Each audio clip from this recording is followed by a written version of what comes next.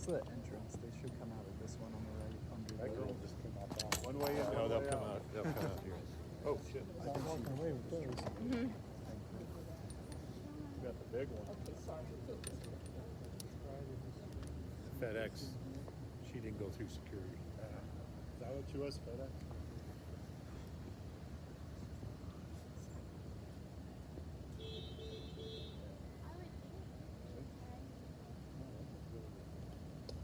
Come on. I think they're just hanging out in the front. So there's people inside? Yeah. Like, I mean, there's Some people have bad backs. Their Morphew's daughters were with him. They always come with him. And then they have Suzanne's. I fixed your tie on there. Oh, back here. Thank you. Thank you. Appreciate it. Her two brothers and her sister testified over like weddings. Just don't mess with her. They sure believe in dad, don't they? I need to. I mean, I don't know what I would do if I was in their position. I feel like they already lost their mom. They don't want to lose their dad. Become someone. That's definitely coming.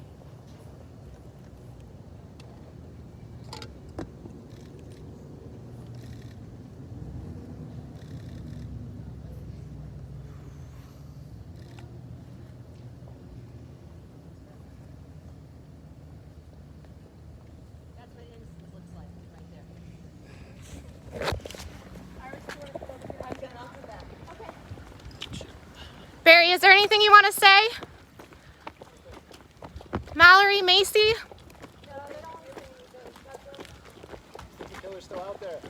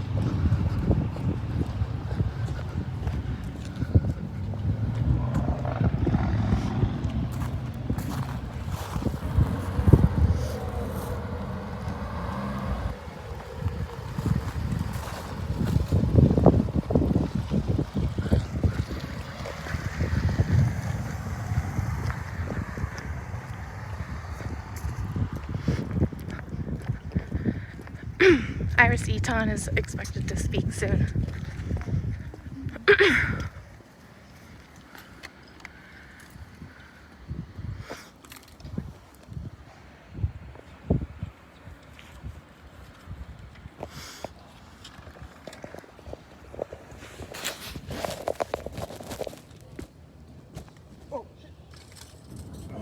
Thanks, Carl. I'm so sorry. Oops. Wanna talk? Is this where you'd like me to? Yeah, Yes. if you could. 1 second. Sure.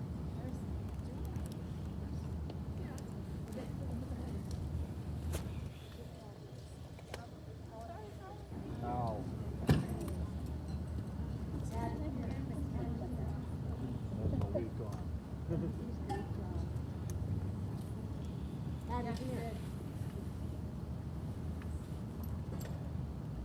Can you discuss what the motion for dismissal discussed about their continuing investigation towards possibly finding a body? First, I want to say that Mr. Morphew not only was presumed innocent, but still is presumed innocent. He is innocent. And these charges were false from the beginning. The affidavit that was filed in this case was egregious and wrong, and had so many misstatements that carried it through to a preliminary hearing where more lies and perjury were committed in order to get Mr. Morphew wrongfully convicted. Now we know today from the motion to dismiss that was filed by Ms. Stanley in her office that the reason why they're dismissing it is because now they believe that they need to find a body in order to proceed with any kind of charge against somebody who might be responsible for her disappearance. Today is the first day the prosecution has ever stated that that would be a consideration in a charge of murder against another person, including Mr. Morphew. Forever they have stated that they don't need a body, that a body is irrelevant. But you need to know, in this case, there's been not a single ounce of physical evidence that has been found connecting Mr. Morphew to this alleged crime. In fact, there's DNA that is placed on all the critical items of evidence in this case, on the bike helmet, in the house, in the car, that is linked to unknown males and has been linked to convicted sex offenders in this country.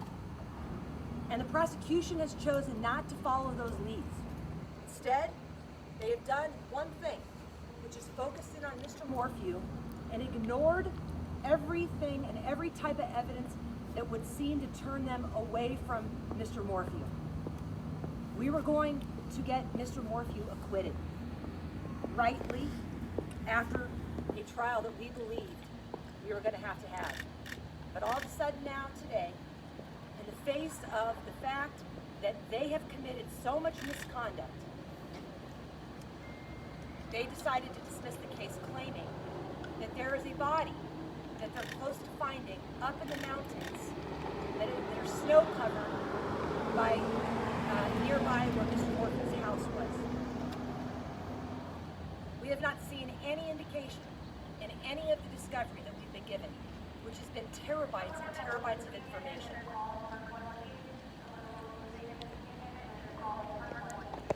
Thank you. What was Barry's reaction and the daughter's reaction when they heard this news? Barry and his daughters are relieved, but they're sad because they too want to know where Suzanne Morphew is. You know, there's been a lot of press and different types of social media, just like you, Lauren, who have really made a case that Barry's guilty, and the community has really done a poor job, and shame on the media and shame on the people in the press who jumped to conclusions in this case. That's really unfair to say, but It's not a yeah, it is. Yeah. Participating in the fact that this community was actually believed wrongfully that Mr. Morphew is guilty when there's not even an ounce of evidence against him. I've been And this reporting case- about what's this going case- on in the and courtroom. This case was moved from Chaffee County because partly of what you did in this case, you and Miss Stanley did in this case. Okay. In order to prejudice the My jury. name has not been mentioned at all in the courtroom. Okay? This, right now, we are dealing with a family that is grieving their missing mother and their wife. Barry Morphew loves Suzanne Morphew. He loves her, and he misses her, and he wants to know where Suzanne Morphew is. It's a big question mark. It's a big question mark.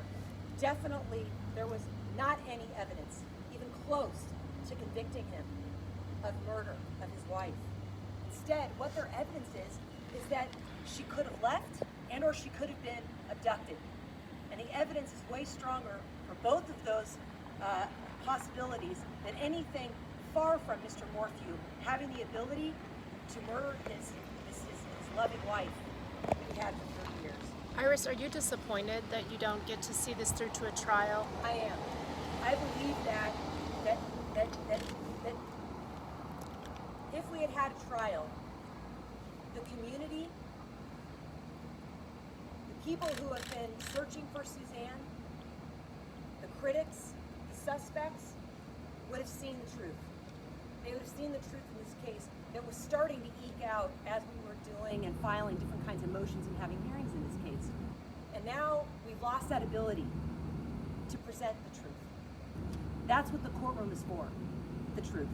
Everything outside of the courtroom is suspicion, is guessing, conjecture, hunches, and that's pretty much where this community is sitting right now. The community wrongfully is going to believe that Barry just got away with murder. But you know what was about to happen? The prosecution was manufacturing a murder case. You've seen shows called Making a Murderer. That's what was happening here in this courtroom. They were making a murderer. Prosecutorial abuse has never been seen this widespread in my entire career of 30 years. These prosecutors have committed so much misconduct, and they're trying to escape it by filing a motion to dismiss in order to escape from all of that, and hopefully that maybe some other judge will allow them to refile it and ignore and put all this behind the curtain. It's not going to happen. The Morphews right now are going to live their life and grieve. They're missing mother and they're missing wife. And they have to do something to try and find the means to move on, especially in the light of you hear the prosecution say the case is still under investigation. I'll tell you right now, I have not seen an ounce of investigation occur in this case since Mr. Morphew was arrested. And any investigation that has come from the prosecution since he was arrested points in every direction other than to Mr. Morphew.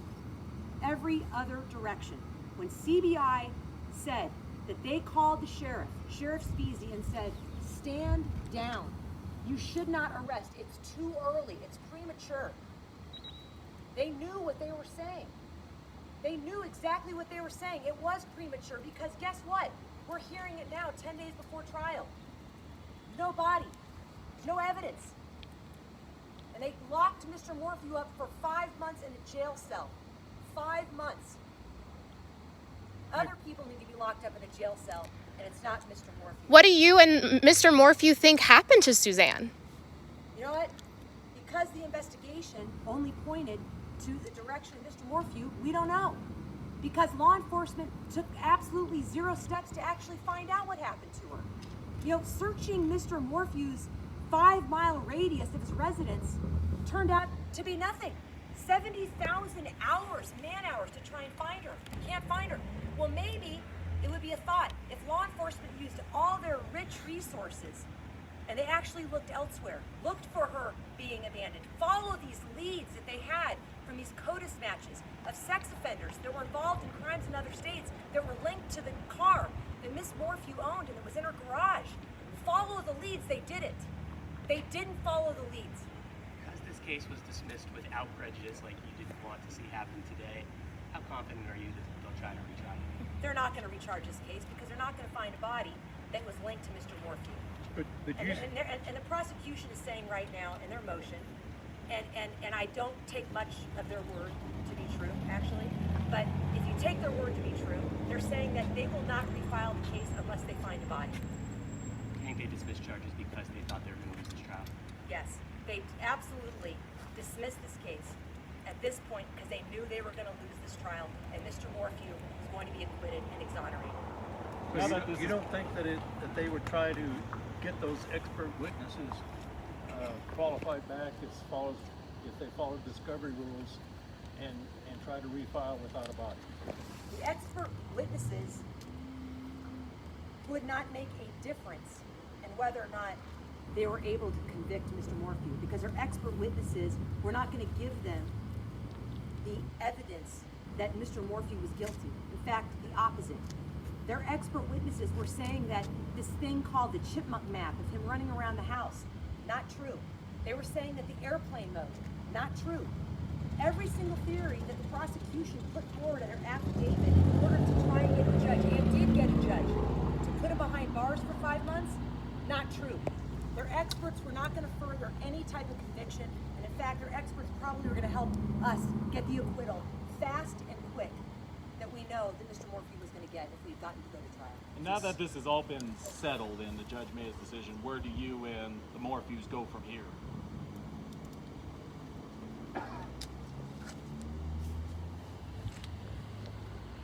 You know, I know that the Morphews have been under so much, the Morphews have been under so much stress and pain and agony over the last 2 years with the spotlight on them. And I don't have an answer to where we all go from here. I will tell you where I'm going to go from here. I'm going to do something about prosecutorial abuse in this state and in this country. They get away with doing what they did in this case over and over again, which is why they continue to do it. And you know, in this case, they did it on such a high-profile case with this team that had to catch every single time that they lied and made misstatements. People who are represented by the Public Defender's Office don't have the luxury of the resources that Mr. Morphew was able to put forward. And so we wonder how many innocent people, how many wrongfully convicted people has the 11th Judicial District put behind bars based on the conduct that we're seeing in this case with this spotlight that it was. So my intent is to change the way that people perceive prosecutors who are peace officers. They're law enforcement officers, and they're held to a higher standard. And they certainly didn't show it here. District Attorney Linda Stanley hasn't been in court in months. She was the one who was speaking in front of the microphones about a year ago when Barry was first arrested. Did it surprise you that this was the first time that she was in court in months when she was dismissing charges? Yeah, frankly, it did surprise me that this was the first time I've seen Ms. Stanley in court, other than the 2 other times. So Ms. Stanley was in front of cameras just like this at the press conference, making unethical statements that she should not be making. The court issued a gag order on her in October of 2021 as a result of. Then we see Ms. Stanley for a second time in the preliminary hearing asking some questions of Alex Walker in the preliminary hearing. And then the third time that we see Ms. Stanley, the only other time, is when we subpoenaed the elected district attorney to a hearing questioning whether or not she knew that the arrest was premature. And Ms. Stanley did not quash the subpoena. Any other district attorney in the entire country is not going to just get a subpoena from a defense lawyer and stroll up to the witness stand and testify under oath. But Ms. Stanley did because she's brazen about this case and about her wrong beliefs about it, and seems to be so doggedly, honestly, ignorant about the case that she had. And when she testified, Ms. Stanley said under oath, the reason I fired Joe Cahill, who they've thrown under the bus and ruined his life, this individual who was the lead investigator in the Morphew case from day one, she said, the reason I fired Mr. Jim, use the word fired. So the reason why I wanted him let go and off this case was because he didn't follow the script that Mark Hurlburt gave him regarding the CODIS match, regarding this unknown male sex offender that was the DNA that was found on Suzanne Morphew's car. That's the only time, 3 times that we've seen Ms. Stanley, and then today, yes, I was extremely surprised that she came in, and she came in, and this actually follows a communication I was having with Mr. Hurlburt about the missing discovery in this case, where I emailed both him and Ms. Stanley. And this is in the pleadings. It's an exhibit in the pleadings. It's actually attached to D73 Exhibit 1, where I include her asking where is the raw data from the cell phone towers. And the response that Mark Hurlburt gave me was, why are you including Linda Stanley in these emails? She has nothing to do with this. Why are you including her? So I actually said, well, I'm surprised you're asking me, because she was doing a press conference. She's at the preliminary hearing. Her name is on the affidavit to arrest. She's the one that wanted this arrest of this man. She came to the preliminary hearing. She's the one that's in charge of the entire case, and yet now you don't want me to email her and involve her in the discovery issues that she's responsible for? That was shocking. So those are the 4 times that I've actually had any kind of interaction with this man. Did you know this was coming? No, I didn't know a dismissal was coming today, although the writing was on the wall as a result of the judge's absolutely very conservative findings. Honestly, the judge should have dismissed this case. I don't fault the judge. The judge didn't find there to be a willful pattern. He found there to be a pattern of neglect and reckless conduct. But we believe today we had more information, more discovery violations, that we believe the judge would have been able to find willful misconduct and dismiss the case. So I'm not surprised in that the way that the case had landed, that they had to dismiss the case under, they believed that that evidence was so critical to them, and they stated that it was critical to them. I'm just surprised it happened today. You say that there's no evidence in the case that points to Mr. Morphew. How would you classify the needle sheath that was found in the dryer and the text message from Suzanne's phone saying she didn't feel safe? That's great. I want to talk about the needle sheath. So the needle sheath, we don't know where that needle sheath came from. We don't know what it was used for. We don't know if it was used for Suzanne Morphew's port that she had, because she had a port as a result of her chemo. We don't know if that needle sheath was used because Mr. Morphew is diabetic. We don't know what that needle sheath came from. What we do know, a few things. That needle sheath didn't have Mr. Morphew's DNA on it. That's what it didn't have on it. It had other people's DNA on it, including law enforcement officers, but so we know it wasn't cleansed in some way. So it had, and it was just lying at the bottom of a dryer drum with a bunch of other clothes and sheets. It wasn't, in a pair of shorts that were Mr. Morphew's as he's walking around and had his DNA all over it. And or Miss Morphew's DNA for the matter. It didn't have her DNA on it either. So that's how I explain this red herring that the prosecution tried to use as a method to get everyone excited about how he could have murdered her, because there's no blood anywhere. So how could he have done it without any blood? So they allegedly found this needle sheath that was conveniently there 10 days after they had searched the entire dryer. The whole dryer was searched, photographed, swabbed, everything. And 10 days later, it was an aha moment. We played in the preliminary hearing where the police officer finds this needle sheath and you hear it drop, clink, clink, clink, clink, clink. And he calls back to his fellow officer and he says, "Hey, do you see this? I have something that's going to make you very happy." Quote, "That's the needle sheath." And the texts that are found in Miss Morphew's phone, it's funny that they produce one text message in her phone of messages that we know are pinging all over the place. And something that we know, they keep saying there's proof of life. What the prosecution knows and the public doesn't know is that her phone was making phone calls when she was supposedly dead on March 9th in the evening. Her computer was working on May 9th when she was supposedly dead. So the evidence that has been revealed through the affidavit is incorrect and false. So that's what I think of those two evidentiary items.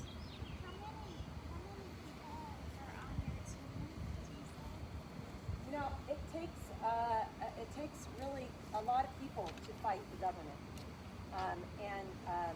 So right here, there's 7 of us standing here, and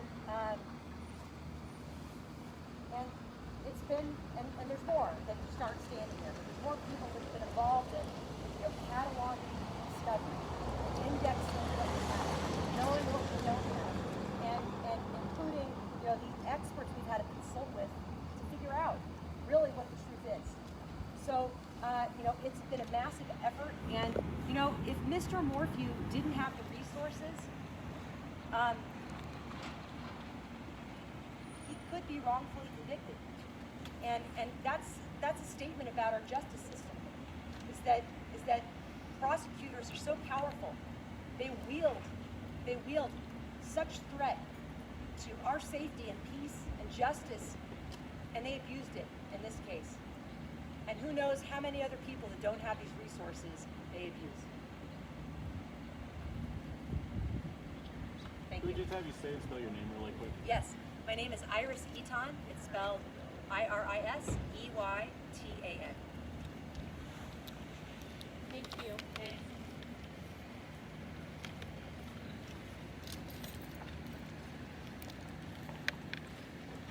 Chris, did you? I don't think you did. That's what you know what happened. Yeah.